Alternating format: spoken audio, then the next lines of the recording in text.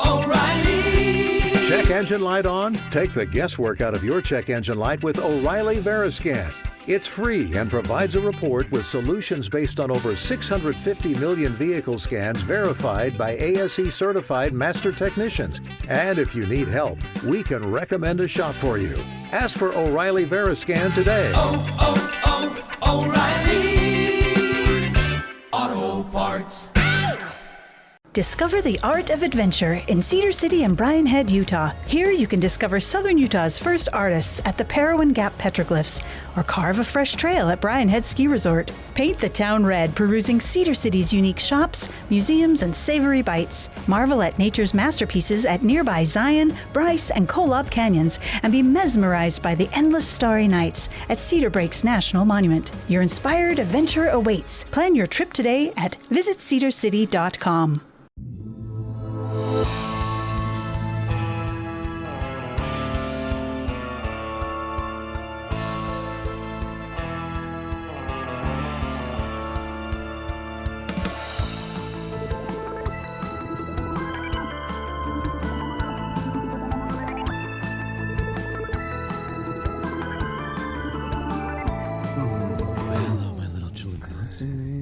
Welcome to Minnesota 196 or 7. I'm not sure which one.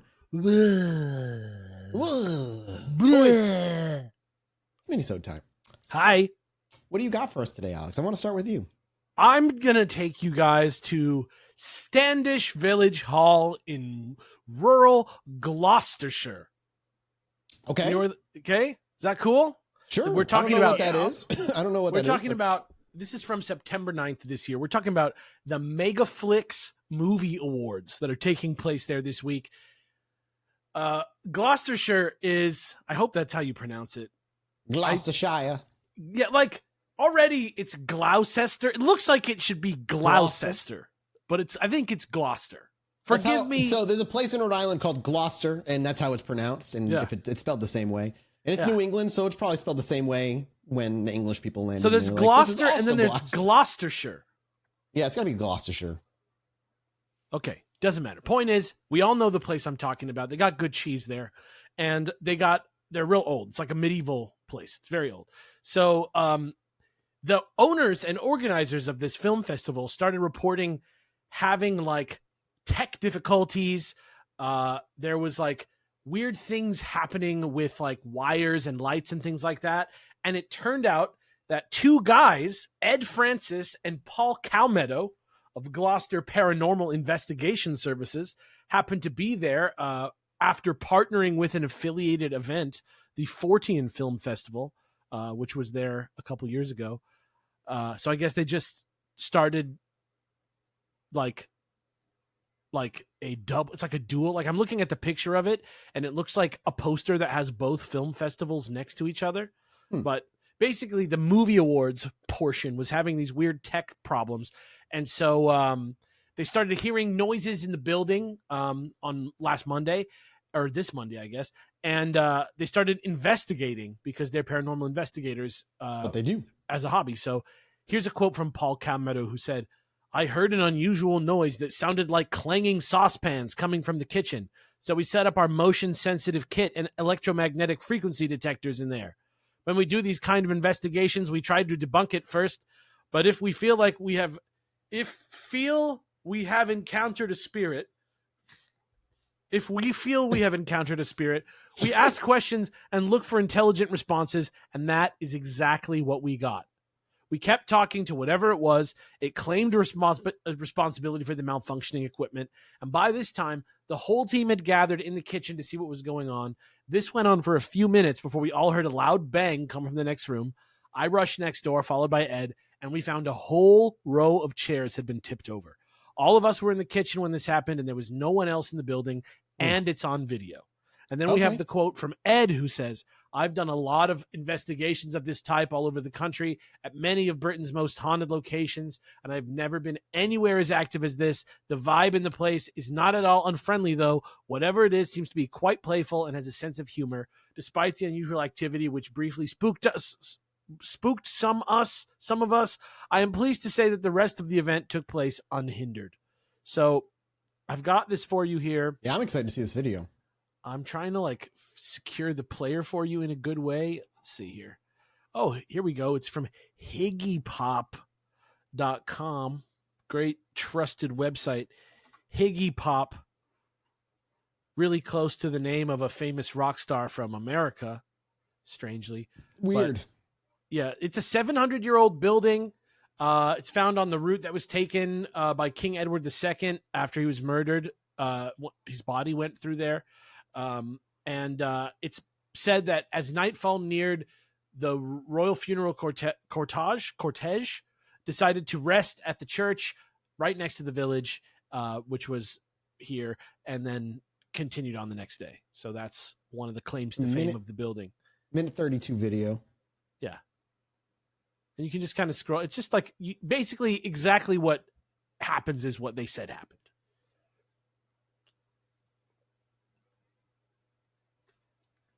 I'm just going to take a swig of my sugar-free Baja Blast here while you guys watch this. No, I think I'll skip ahead because they're asking a question, but I want to see that. Yeah. It's not a brand deal or anything, but I just happen to have some sugar-free Sound like, Baja okay, Blast so I in the heard the fridge. bang, but it sounded like one thing hit the ground.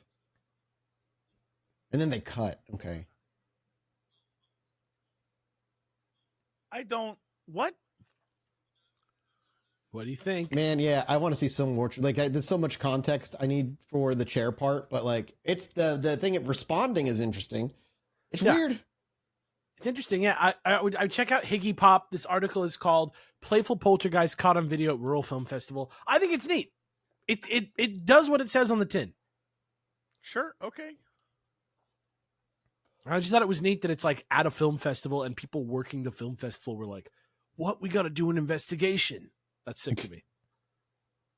It's weird. I like the part where they're asking questions is compelling, but the cut. The biggest, I would love no cut between them going to the chairs. Yeah, the biggest mystery of all those: how to pronounce Gloucester. Yeah, let us know in the comments, please. I'm sure I've done the best. Like, is it wrong if I don't say like Gloucester? Gloucester. Right? Yeah. Like, if I do it with a British accent, does that make it better or worse? Question of the That's day. another It's great probably question. like, no, didn't close to show you. Yeah, that sounds more respectful and good Right? than what I did. Yeah, yeah, for sure. Oh, all right. I I was trying to take the heat off of you. Dude. I'll take That's it nice. It's like when you like break your toe when you like cut your finger so that you don't think about the cut on your finger. I love that. Oh, yeah. Genius idea. Thanks for taking the cancel for me, man. I got So you, dude. Yeah. I'll go next. First of all, in regards to, because this is tied to the thing I'm going to read, to my UFO thing, people recommended the Flight 24 radar app. Thank you. I have that on my phone. I will be using that next time anything pops up. That is, I should be able to point that at anything in the When sky. did you get that app? Huh?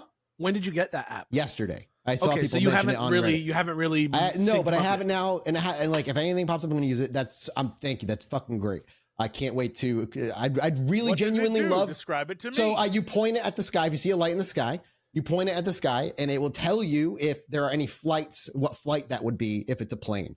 And people are saying the light that I'm seeing, if it's hovering for long, it still could possibly be a plane. So that's going to be the best way for me to just be like, I can confirm or deny right with that app. Apparently, a pilot, somebody's wife, somebody's husband, who she emailed me saying that her husband was a pilot and uses it all the time. Somebody brought it up in the Patreon and in the subreddit, so I'm going to be using it. Cool.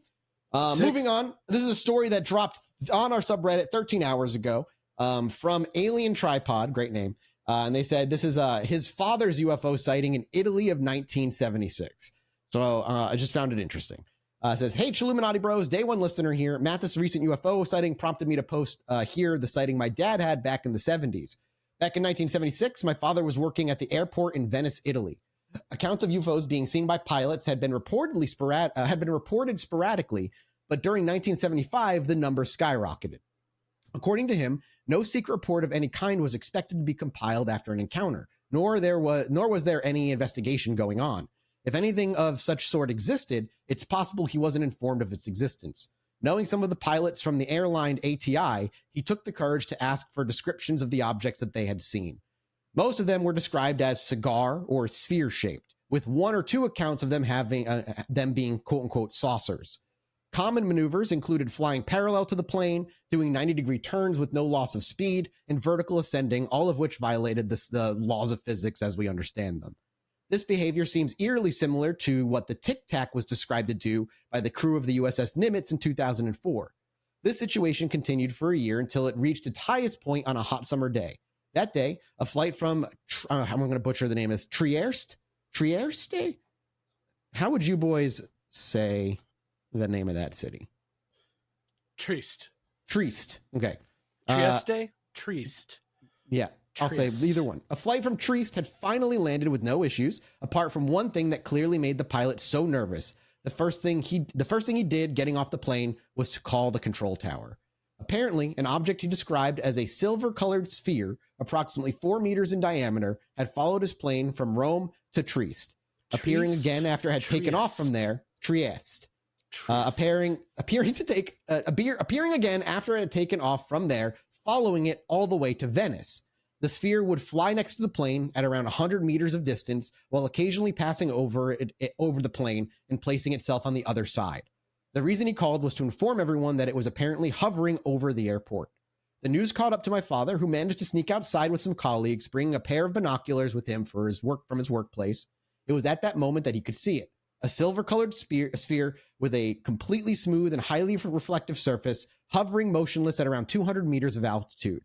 Having to go back to his work, he unfortunately didn't manage to look at it any longer. But according to what his colleagues at the tower said, after about 5 minutes, it just suddenly ascended vertically in the blink of an eye. Not gradual acceleration, just instant bullet-like vertical ascension with no sound. The sphere didn't appear on any of the radars, just like all the other times the UFOs had been reported by the pilots.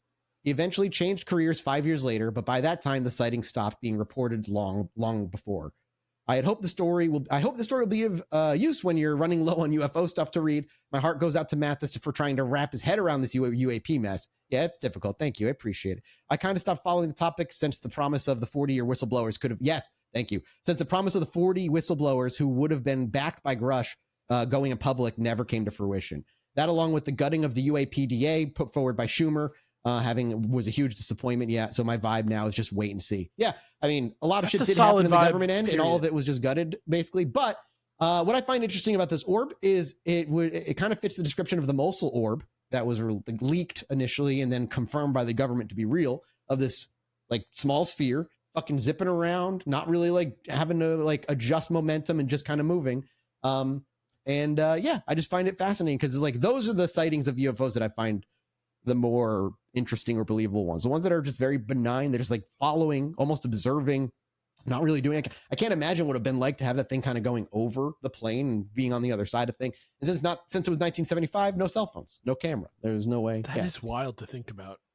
Yeah. How alone you feel when you see something before you have a phone. Yeah, only the people on the plane like saw it with you, and then everybody has to just believe you. They have to take you at your word. That's it. Yeah, thank you for that story. Alien Tripod. Love the name. Yeah. They said greetings from Japan. So that's fucking cool as Do we shit. have an inside source in Japan? That could be the ticket. That would be fucking sick. All right, that's mine, boys. Jesse, take us out of here. What do you got? Gentlemen, I'm just going to send you a link right now to the actual That's it. study. Ooh. This is an archaeological prospection, and it's called GPR and ERT Exploration in the Western Cemetery in Giza, Egypt. So obviously we're talking about the pyramids of Giza. Not too long ago. This was May of this year, too. And recently, like you said, May, a team of archaeologists discovered a mysterious anomaly near the pyramids in this sort of Western graveyard area and Western cemetery. And it's basically like, a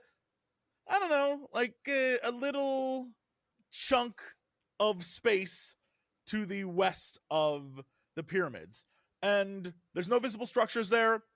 And they were kind of wondering, like, all right, well, what's going on in this area? Considering there's never really been any investigation of what's going on there. And using ground penetrating radar, GPR, electrical surveys and various things going on there, they discovered what appears to be some sort of L-shaped structure buried deep in the ground. And they were like, okay, well, awesome, let's research into that more. And apparently, and again, this is just based on what they've discovered, it's an anomaly. Yeah, like this link you give us, it gives all like the visuals of the machine are like showing you everything. Yeah, it's an anomaly where I guess there's a high electrical resistance when tracked with equipment. And they don't quite know. This is just a quote. It says, below this structure, ERT reveals a highly electrical resistive anomaly.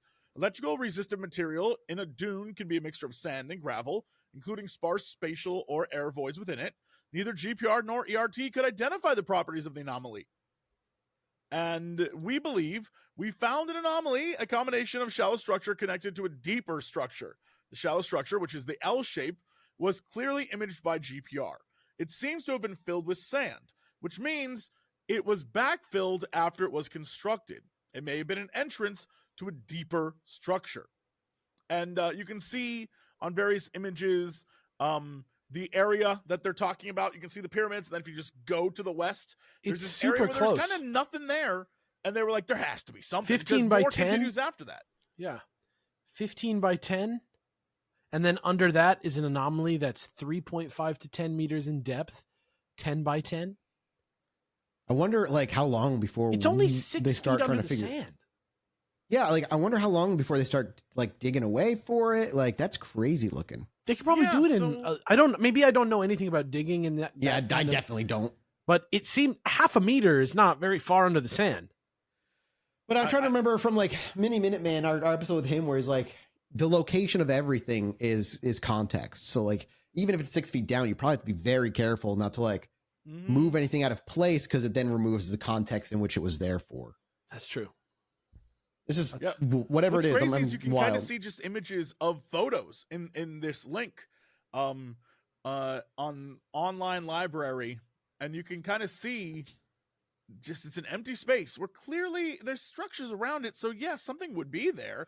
They just don't quite know what it is, and any ground penetrating radar can't really detect any deeper. But it makes sense because they would make entrances to other things all the time and then close those off. So Yeah. And we know cities are built on top of cities are built on top of cities. Like so it could be something awesome.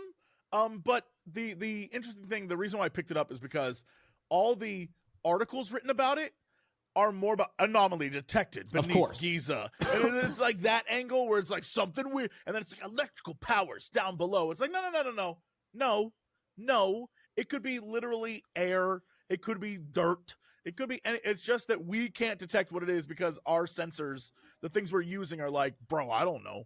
or it's a UFO buried. Or it's a buried UFO. Yes, correct. That's Right. probably what. That's what I think it is. That's In probably my what it is. reality, that's all that matters, right? My reality.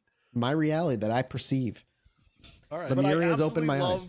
love when science gets like Yeah. totally confused by stuff. It's very cool when they're like, we don't know what this is. Yeah, But we there's genuinely have so no much- idea. I love the fact that they included so many images and Yeah. graphs. I need infographics sometimes. I need to see what they Agreed. see in order to understand truly, because text doesn't necessarily do it for me all the time. But yeah, there's something shallow leading to something deeper, deep underground west remind of me. the pyramids. I got to look up when Avi's going back out on his ocean to scrape the floor for more of those spherules that he got before, which are That also shit really is so weird. interesting to me. Yeah, that's the I just science, wanna right? know Like, what that that's the is shit. It just regardless, reminded me yeah. of like the 2 weeks out there and following his day to day. It was cool as fuck, and they found shit. All right, we got to go. Thank you all so much for supporting us here at patreon.com/Chilluminati Pod. We appreciate you. We'll be back next week with a new one. We love you. Bleh. Bleh.